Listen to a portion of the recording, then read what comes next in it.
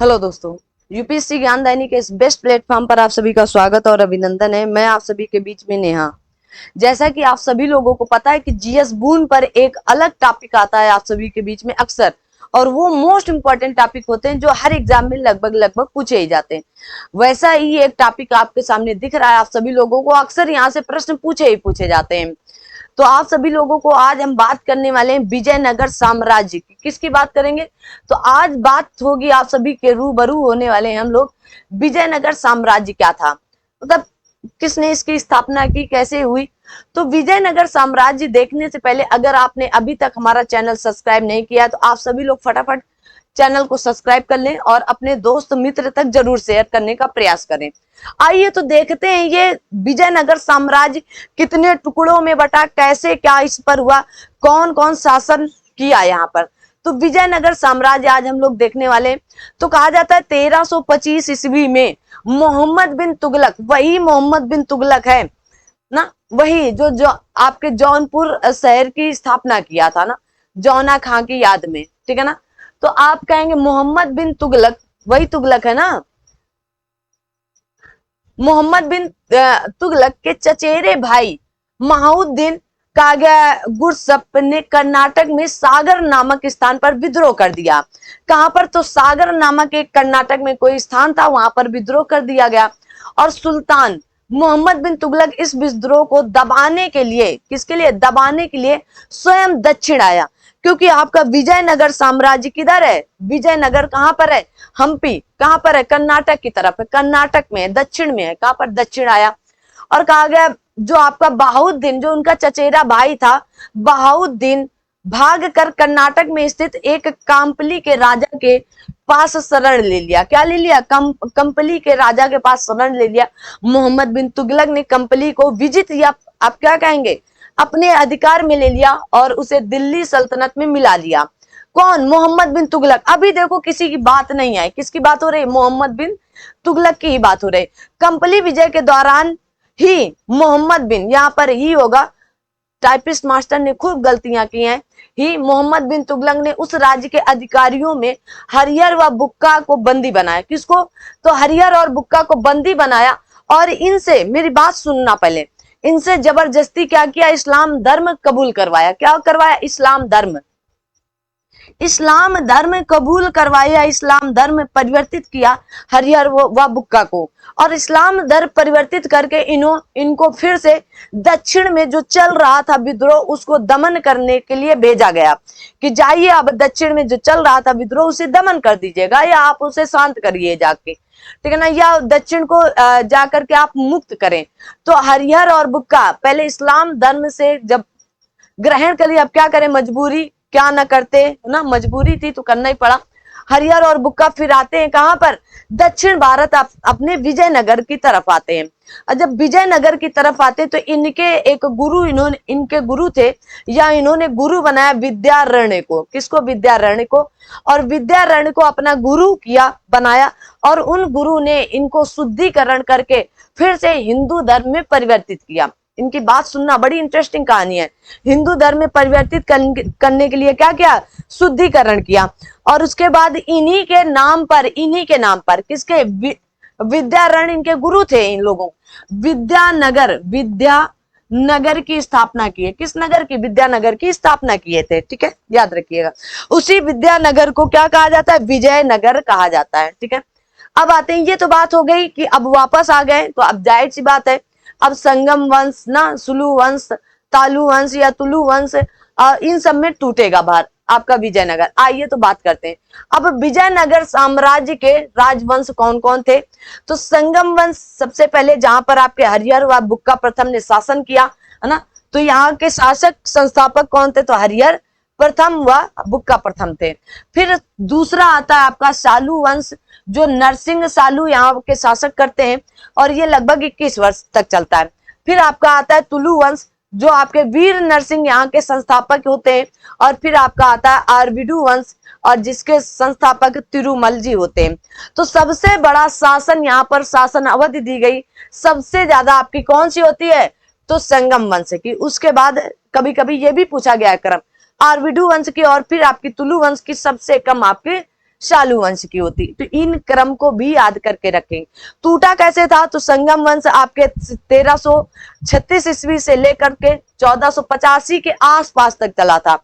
कहां तक, तो 1336 से लेकर 1485 ईस्वी के आसपास तक चला था। लगभग 150 वर्षों तक शासन इन लोगों ने किया था।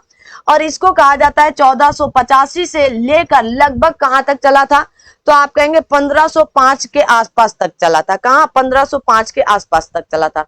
अब ये 1505 के आसपास से चलेगा तो ये कहां तक जाएगा, तो आप कहेंगे 1505 से आसपास चला था और 1570 तक गया था। कहां तक, 1570 तक गया था। और ये 1570 से लगभग चला और कहां तक गया, तो आप बताएंगे 1650।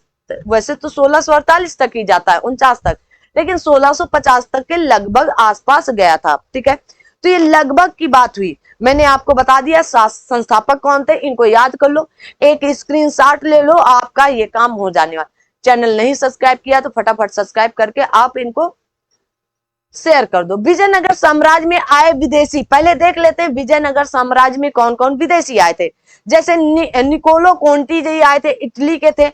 अभी आपके बिहार पीसीएस शिक्षक भर्ती, जो बीपीएससी शिक्षक भर्ती ने करवाया है, तो उसमें पूछा गया था कि आपके इब्न बतूता कहां से आया था। तो कभी भी कहीं पर भी ये प्रश्न आ सकता। तो निकोलो कोंटी कहां का था, इटली का था। किसके शासक में आया था, तो देवराय प्रथम के आया था। विजयनगर शहर का वर्णन इसने अपने विवरण में दिया है। विवरण क्या है, तो विजयनगर शहर का वर्णन किया है। अब्दुल रज्जाक कहां से आया था, फारस से। देवराय द्वितीय के शासनकाल में विजयनगर सचिवालय का वर्णन किया गया है। कहा गया बारबोसा पुर्तगाली था, कृष्ण देव राय के शासनकाल में आता है। सती प्रथा का इसने वर्णन किया। कहा गया पायस कहां से आया था, तो पुर्तगाली था ये, और पुर्तगाल से आया था कृष्ण देव राय के शासनकाल में। विजयनगर के शिल्प व व्यापार के वर्णन किया गया। कहा गया नुनीज कहां से आया था, तो पुर्तगाल से आया था। किसके शासनकाल में आया था, तो अच्युत देव राय के शासनकाल में सती प्रथा का इसने भी उल्लेख किया। कहा गया आपके सीजर फ्रेडरिक, ये कहां से आए थे, तो ये भी पुर्तगाली ही थे। पुर्तगाल तालीकोटा युद्ध के बाद भारत आया था। तो पुर्तगाली जो था, तालीकोटा का युद्ध पूछा जाता है कि आपका तालीकोटा का युद्ध कब हुआ था। अच्छा, कितने लोगों को ये बात पता है कि तालीकोटा का युद्ध, या इसी को राक्षसी का युद्ध, या इसी को तंगड़ी का युद्ध कहा जाता है। तो आप बता सकते हैं कब हुआ था, तो 1565 में हुआ था। कब हुआ था, 1565 में। विजयनगर का वर्णन यहाँ पर किया गया। कहा गया निकितिन रूस का आया था। ये मोहम्मद तृतीय के शासनकाल विजयनगर की असमानताओं का वर्णन किया गया था। इसके उसमें आगे बढ़ते, अब यहां से शुरू होते हैं। बुक्का नामक दो भाइयों को बंदी बना लिया गया और उन्हें दिल्ली ले गया। बंदी बनाए जाने के बाद हरिहर व बुक्का ने इस्लाम धर्म ग्रहण कर लिया। भाई जबरदस्ती करवाया गया। फिर मोहम्मद बिन तुगलक ने हरिहर व बुक्का को मुक्त कर दक्षिण भेजा था। कहां पर, जो कहानी मैंने सुनाई वही है। ठीक है, और दक्षिण भेजने के बाद आप यहाँ पर देखेंगे, जब दक्षिण भेजा गया तो यहाँ पर विद्यारण इनके क्या थे, गुरु बनाए, और इन्होंने ये क्या किया, इन दोनों की शुद्धिकरण किया और फिर से इनको हिंदू धर्म दिया गया इनको। ठीक है, अब आते हैं संगम वंश। तो आपके विजयनगर साम्राज्य के 4 राजवंश है, तो इनमें से पहला आता है संगम वंश।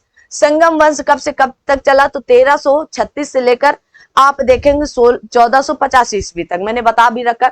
संगम वंश विजयनगर साम्राज्य के 4 राजवंशों में प्रथम था। हरिहर व बुक्का संगम के पुत्र थे, इसीलिए इन्होंने अपने पिता संगम के नाम पर इस वंश का नाम संगम वंश रखा। संगम वंश में 10 शासक हुए थे, और हरिहर प्रथम संगम वंश का पहला, या हरिहर प्रथम संगम वंश का प्रथम, तथा यहाँ का विरूपाक्ष द्वितीय संगम वंश का अंतिम शासक के रूप में देखा गया। तो यहां तक की आज हम बात करने वाले हैं पूरी। तो आइए देखते हैं। अब आते हैं हरिहर प्रथम कब से कब तक रहे। तो हरिहर प्रथम ने 1336 लेकर 1356 ईस्वी तक शासन किया। तो हरिहर प्रथम संगम वंश का प्रथम शासक था। इसकी पहली राजधानी अनेगोंडी थी। कौन सी थी, अनेगोंडी। वैसे तो आपसे यह भी पूछा जाता है विजयनगर साम्राज्य की कुल कितनी राजधानियां हुई, तो आप बता सकते हैं 4 राजधानियां हुई थी। अब कौन कौन सी हुई थी, आप ये कमेंट बॉक्स में कमेंट करके बताएंगे। अनेगोंडी मैंने बता दिया है ना। उसके बाद विजयनगर हुई थी, क्योंकि इसी के शासनकाल में। तो पहली राजधानी अनेगोंडी थी। जो तुंगभद्रा नदी के तट पर स्थित थी। पहाड़ी पर स्थित होने के बाद भी यह सुरक्षित नहीं था, इसलिए बाद में इसने क्या किया, विजयनगर को अपनी राजधानी। तो दो राजधानियां तो यही हो गई, अभी दो बची हैं तो वो भी आ जाएंगे। विजयनगर के कहा गया ध्वंस अवशेष हम्पी में विद्यमान है। तो विजयनगर का जो ध्वंस अवशेष है वो हम्पी में विद्यमान है। गद्दी पर बैठने के उपरांत हरिहर प्रथम ने अपने भाई बुक्का, यहाँ पर क्या होगा, बुक्का की सहायता से साम्राज्य विस्तार का कार्य प्रारंभ किया तथा विजयनगर साम्राज्य को उत्तर में कृष्णा नदी से लेकर दक्षिण में कावेरी नदी तक का विस्तार किया गया। पड़ोसी राज्यों में वारंगल था। यहाँ के जो संस्थापक थे तो काकतीय वंश के संस्थापक, इनका नाम कायप नायक था। उसका पुत्र कौन था, तो आप कहेंगे पुल्लय वेम या वीर वल्लाल तृतीय उसके विरुद्ध था। किसके विरुद्ध थे, तो आपके हरिहर के विरुद्ध थे, ठीक है ना। तो कहा गया अब अभी हरिहर ही चल रहे हैं, ठीक है ना, हरिहर के विरुद्ध। देवगिरी का सूबेदार एक था जिसका नाम है तुंगलुंग खां, भी हरिहर का विरुद्ध या विरोधी था, ये भी आपको पॉइंट याद रखना। 1342 ईस्वी में वीर मल्ल जो मल्लाल थे या वल्लाल थे, जो वीर वल्लाल तृतीय की मदुरा वहां पर मदुरा के सुल्तान गयासुद्दीन दमगान शाह ने धोखे से हत्या कर दी। तो किसकी, तो यहाँ के जो विरोधी थे मदुरा के सुल्तान ना, यहाँ के मदुरा के सुल्तान जो थे इनकी इनकी हत्या कर दिए, ठीक है। कहा गया इसके बाद उसका पुत्र जो आया वीर वल्लाल फोर्थ शासक बना, जो अयोग्य सिद्ध हुआ। उसकी अयोग्यता का लाभ हरिहर ने होयसल राज्य को अपने राज्य में मिला लिया, और अयोग्य था तो जाहिर सी बात है ना। तत्पश्चात 1347 ईस्वी में उसने कादम्ब प्रदेश को भी विजयनगर में शामिल कर लिया। हरिहर प्रथम के समय में बहमनी व विजयनगर के मध्य संघर्ष प्रारंभ हुआ, और यह संघर्ष लगभग 200 वर्षों तक चला। बहमनी वंश के संस्थापक अलाउद्दीन हसन बहमन शाह, आप बहमन शाह याद रखेंगे तब भी काम चलेगा, ने कृष्णा व तुंगभद्रा नदियों के मध्य स्थित रायचूर किले पर अधिकार कर लिया। यह बहमनी व विजयनगर के मध्य संघर्ष का प्रारंभ हो गया, जो लगभग 200 वर्षों तक चला था। कितने, 200 वर्षों तक चलता रहा। हरिहर प्रथम ने प्रशासनिक व्यवस्था में भी सुधार किया और अच्छे प्रयास किया गया, सुधार का प्रयास किया। उसने कहा गया कि काकतीय राज व्यवस्था का अनुकरण कर अपने राज्य को देश, स्थल तथा नाडगुड्डो, कौन सा, तो नाडडुआओं में विभाजित किया था, ठीक है, याद रखना। कहा गया शासन में कार्यों के लिए कर्णमो, कौन सा, तो कर्णमो के रूप में ब्राह्मणों की नियुक्ति किया गया। किसमें, कर्णमो के रूप में ब्राह्मणों की नियुक्ति की गई। उसने राज्य में कृषि के विकास के लिए भी कार्य किया, और 1356 ईस्वी में क्या हो जाती है, इनकी डेथ हो जाती। किसकी, हरिहर प्रथम की। तो हरिहर प्रथम की क्या हो जाती, 1356 में मृत्यु हो जाती। तो यहां तक की जितनी बातें थी तो हरिहर प्रथम की थी। अब शासक कौन बनेगा, बुक्का प्रथम, जो 1356 से लेकर 1377 तक या 77 तक बनता है, ठीक है ना। एक घूंट पानी पी लेते हैं, बाकी आपकी।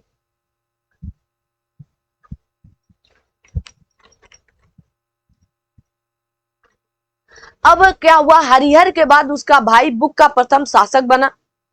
वह एक महान योद्धा, राजनीतिक व विद्या प्रेमी, कौन सा प्रेमी था, विद्या प्रेमी था। अभिलेखों से उसे पूर्वी, पश्चिमी व दक्षिणी सागरों का स्वामी कहा जाता है। अगर आपसे पूछ लिया जाए पूर्वी, पश्चिमी व दक्षिणी सागरों का स्वामी किसे कहा जाता है, तो बुक्का प्रथम को कहा जाता है। उसने विजयनगर के निर्माण कार्य को पूरा करवाया तथा शासन का केंद्रीकरण किया।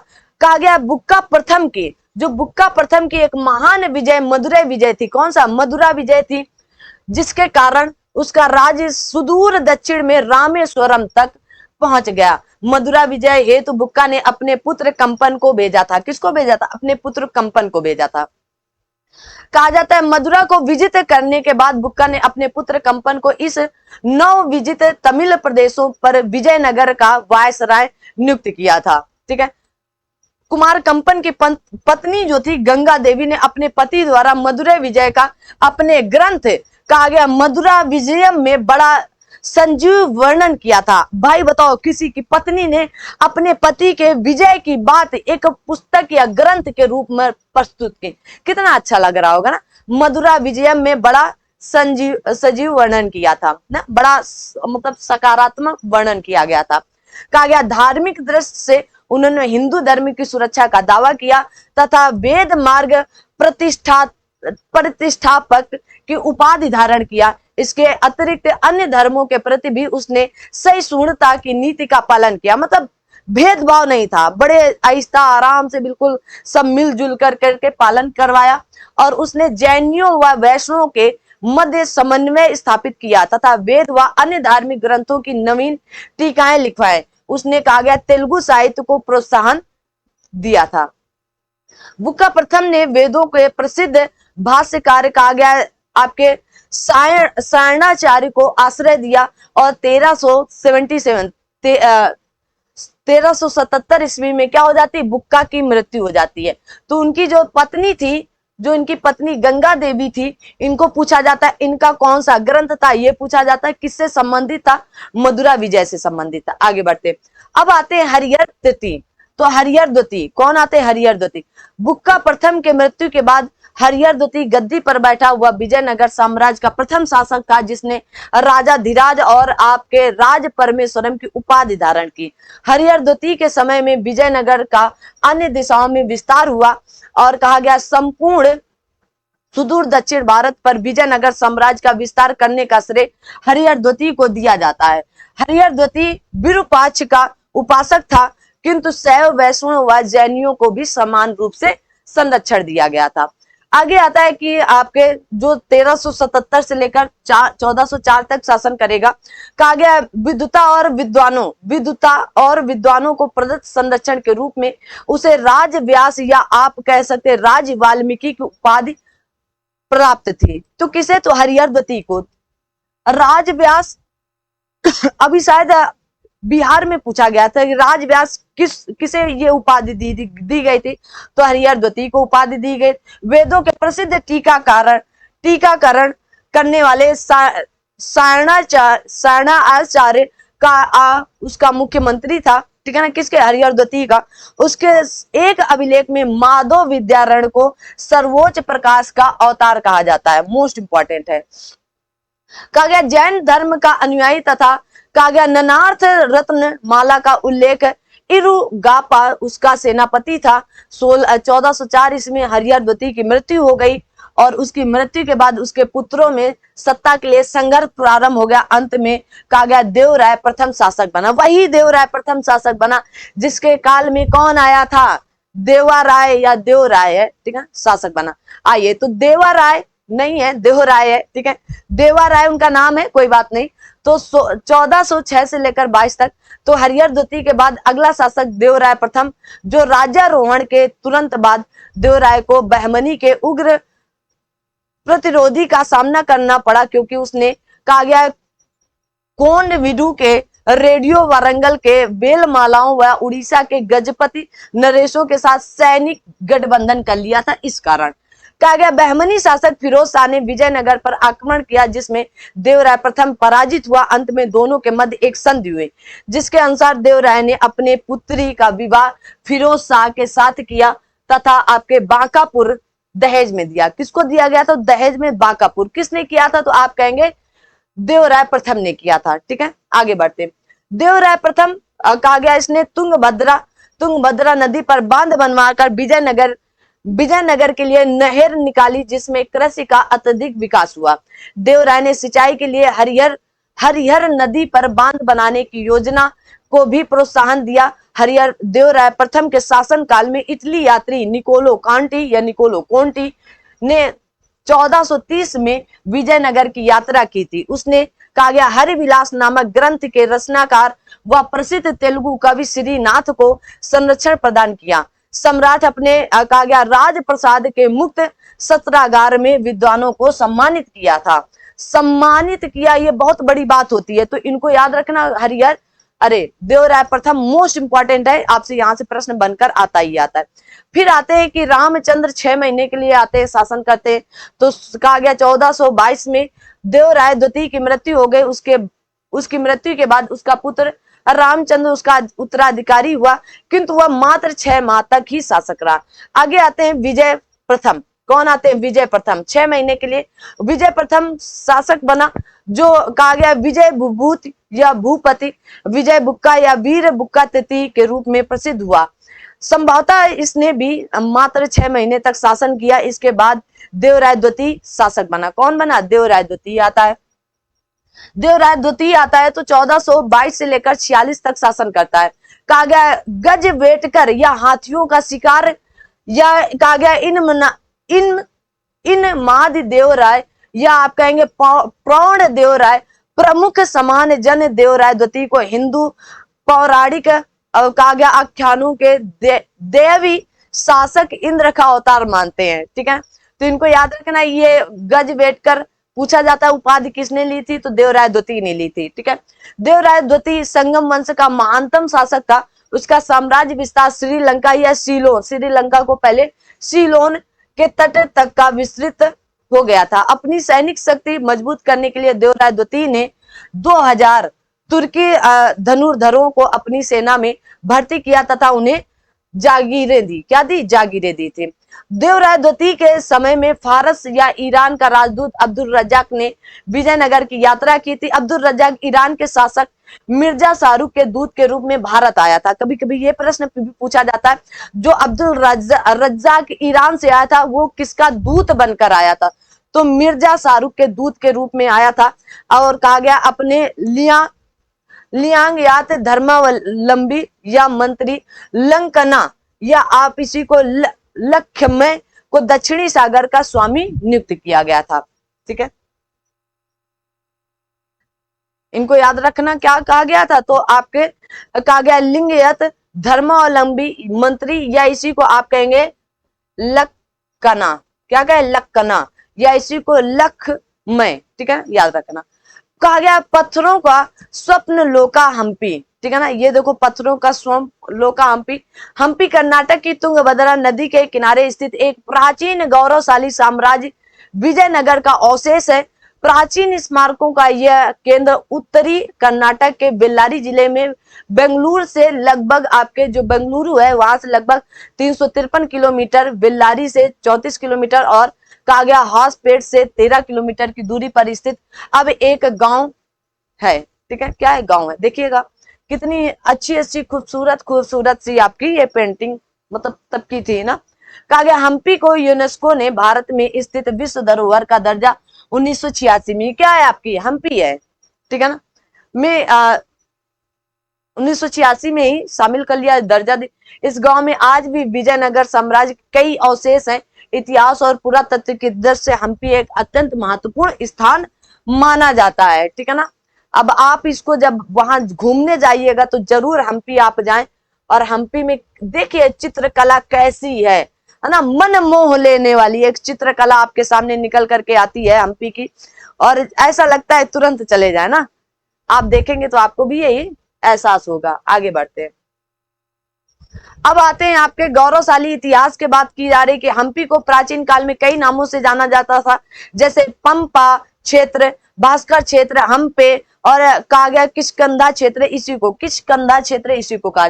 हम्पी नाम में कन्नड़ शब्द हम्पे से पड़ा है, और हम्प शब्द तुंगभद्रा नदी के प्राचीन नाम पंपा से आया है। हम्पी का इतिहास काफी प्राचीन है, लेकिन यहाँ विजयनगर साम्राज्य के स्थापना 1336 में हुई थी। 2 भाइयों हजियर राय एवं बुक्का राय ने की थी।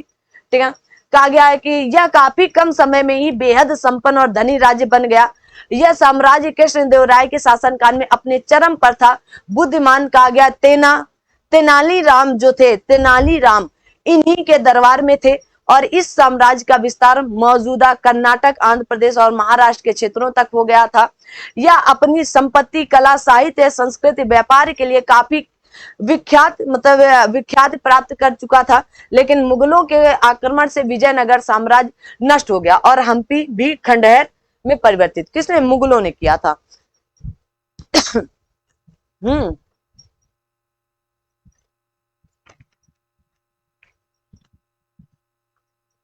आगे कहा गया कहा गया बीजापुर, गोलकुंडा, अहमदनगर और बीदर के मुस्लिम राज्यों ने इस राज्य पर आक्रमण करने के लिए एक गठजोड़ बना लिया और 1565 ईस्वी में की गई लड़ाई विजयनगर साम्राज्य विजयनगर साम्राज्य हार गया। इसके बाद मुगलों की सेनाओं ने इस शहर को बर्बाद कर दिया। हम्पी के एशिया में सबसे बड़ा खुले स्मारक वाला गुम हुआ शहर माना जाता है। विजयनगर विजयवाड़ा राज्य की कतार में किलेबंदी की गई थी। किसके? विजयवाड़ा राज्य की। और जो ये 1600 मतलब इसकी बात कर रहे हैं, किसकी?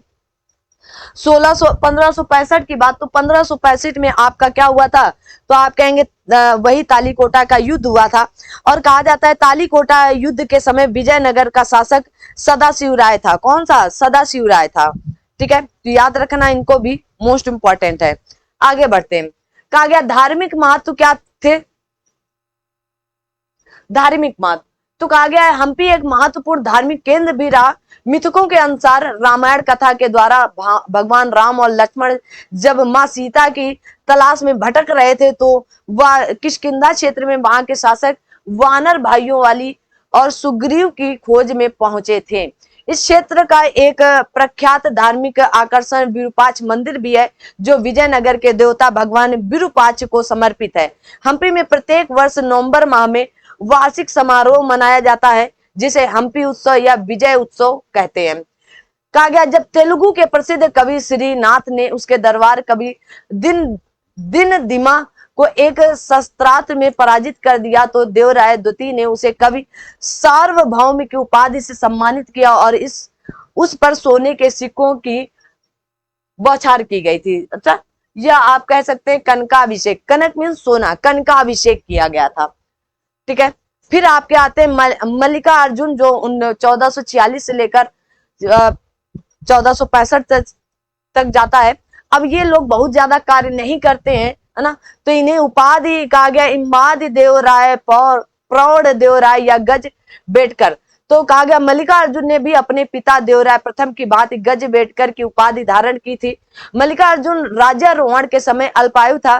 स्थिति लाभ उठाकर बहमनी शासक अलाउद्दीन प्रथम तथा उड़ीसा के गजपति शासक कहा गया कपिलेश्वर ने संयुक्त रूप से विजयनगर पर आक्रमण किया, किंतु मल्लिकार्जुन ने उनके इस अभियान को विफल कर दिया था। अंत में कहा गया गजपतियों ने उसके कहा गया कोंडवीर और आपके उदयगिरी नामक दो महत्वपूर्ण किलों को छीनने में से सफल रहे। मल्लिकार्जुन के शासन काल में कहा गया माहुयान नामक चीनी यात्री ने समुद्र यात्रा कर विजयनगर आया और कहा गया 1465 ईस्वी में उसकी मृत्यु हो गई। उसका उत्तराधिकारी कौन बना? तो विरूपाक्ष द्वितीय बना था। तो अब आता है विरूपाक्ष द्वितीय, जो 1465 से लेकर 1485 तक जाता है और विरूपाक्ष संगम वंश का अंतिम शासक था। इसके शासन काल में आंतरिक विघटन व वाय आक्रमण के फलस्वरूप संगम वंश का क्या हो जाता है? पतन प्रारंभ हो जाता है। कहा गया बहमनी वजीर महमूद गवा तथा उड़ीसा के गजपति नरेश कपिलेश्वर ने विजयनगर पर आक्रमण किया, जिसमें बहमनी साम्राज्य ने गोवा और दाबुल और चौल तथा गजपतियों ने उदयगिरी व विजयनगर साम्राज्य को आंध्र प्रदेश पर अधिकार कर लिया था। ठीक है, तो इनको याद रखना। आगे आते हैं। कहा गया है कि बहमनी साम्राज्य द्वारा विजयनगर की प्रथम पराजय थी। तो क्या हुआ? तो बहमनी साम्राज्य द्वारा विजयनगर की यह प्रथम पराजय थी। इसके बाद 1485 में विरूपाक्ष के पुत्र ने उसकी हत्या कर दी थी। तो विरूपाक्ष के पुत्र ने क्या किया? आइए, कहा गया अब आता है आपके जो 10 गुरु थे ना, इनको माना जाता है, लेकिन सबसे विरूपाक्ष द्वितीय को ही माना जाता है। तो 10वें में पौड़ देवराय जो 1485 में आते। विरूपाक्ष की हत्या के बाद कुछ समय तक प्रौढ़ देवराय गद्दी पर बैठा। यह घटना प्रथम कहा गया आपके बलापहार कहलाती। क्या कहती है? तो इसको आप याद रखेंगे कि ये घटना जो है, जो थोड़ा देर के लिए बैठना, तो आप कहेंगे जो आपके बाल होते ना, बलापहार कहलाती है। प्रौढ़ देवराय गद्दी पर बैठते ही राज्य में अराजकता व्याप्त हो गई, जिसका उल्लेख पुर्तगाली यात्री नुनीज ने भी किया है। किसने किया? नुनीज ने भी किया है। कहा गया विजयनगर साम्राज्य में व्याप्त उस अराजकता पूर्ण स्थिति को देख चंद्रगिरी के गवर्नर कहा गया शालुक नरसिंह ने राज सिंहासन पर अधिकार कर लिया तथा एक नए वंश की स्थापना करता है। तो नए वंश के रूप में कौन आता है अब निकल करके? तो आपने देखा कि नए वंश के रूप में आपके निकल कर आएगा शालू वंश। कौन आता है? शालू वंश। शालू वंश, ठीक है। अब शालू वंश कब से कब चलता है? तो आपने कहा कि 1485 से लेकर 1505 तक चलता है। लगभग 21 वर्ष का शासन या 20 वर्ष का शासन चलता है। तो ये तो था आपका पूरा का पूरा संगम वंश। कौन था? संगम वंश। अब शालू वंश और आपका जो तुलु वंश है, ये आपके बहुत बड़े बड़े नहीं है। ये आपके बहुत बड़े नहीं है, सबसे बड़ा आपका यही था। शालू वंश जैसे विजयनगर में व्याप्त अराजकता का स्थिति को देख करके साम्राज्य, मतलब जैसे मैंने बताया कि नरसिंह शालू ने क्या किया, सिंहासन पर बैठ गए ना। और इसी को प्रथम आप देखो वहां पर भी कहा गया था कि आपके कौन सी, तो जो ये घटना कही जाती है ना बला पहाड़ ना, तो अब ये क्या किया, बल पहाड़ का मतलब होता है कि बल पूर्वक इनको क्या किया गया, बल के द्वारा, जो आपके शालू वंश के संस्थापक थे, तो इसीलिए इनको कहा जाता है प्रथम बला पहाड़, मतलब प्रथम बला पहाड़ के रूप में कौन सी, तो अब शालू वंश की स्थापना हो जाती है। तो ये थी आपकी संगम वंश। तो बला पहाड़ जो है, अब अगले संगम वंश में आपसे बातचीत करेंगे। तो संगम वंश के आगे जब बढ़ेंगे आएंगे तो सुलू वंश, तुलु वंश और आरवीडू वंश एक साथ तीनों को निपटा देंगे, क्योंकि वो थोड़ा थोड़ा है ना, ये थोड़ा लंबा था, तो इस वैसे वो भी लंबे हैं, लेकिन उनको प्रयास करेंगे एक ही क्लास में पढ़ाने का। तो आज का ये जो संगम वंश और आपका विजयनगर साम्राज्य, आई होप कि आपको बहुत अच्छे समझ में आया होगा, ठीक है ना। बहुत कुछ यहाँ से पूछता भी नहीं है, अगर एक दो बार इस क्लास को देख लेंगे कि कितने शासक थे, प्रथम कौन था, अंतिम कौन था, कौन सा युद्ध कब हुआ, कौन सी नदी थी, तुंगभद्रा नदी थी कभी, तो और किसे बला पहाड़ कहा जाता है ना, इस तरह के प्रश्न आपसे पूछे जा सकते हैं कि बला पहाड़ या बला पहाड़ किसे कहा गया, तो शालू वंश के प्रथम शासक के रूप में जाना गया, उनको कहा जाता है, ठीक है। तो आइए अब मिलते हैं अगली क्लास में, तब तक आप सभी लोग अपना ध्यान रखेंगे, अपने साथ सभी अपनों का ध्यान रखेंगे। Thank you so much. जय हिंद, जय भारत।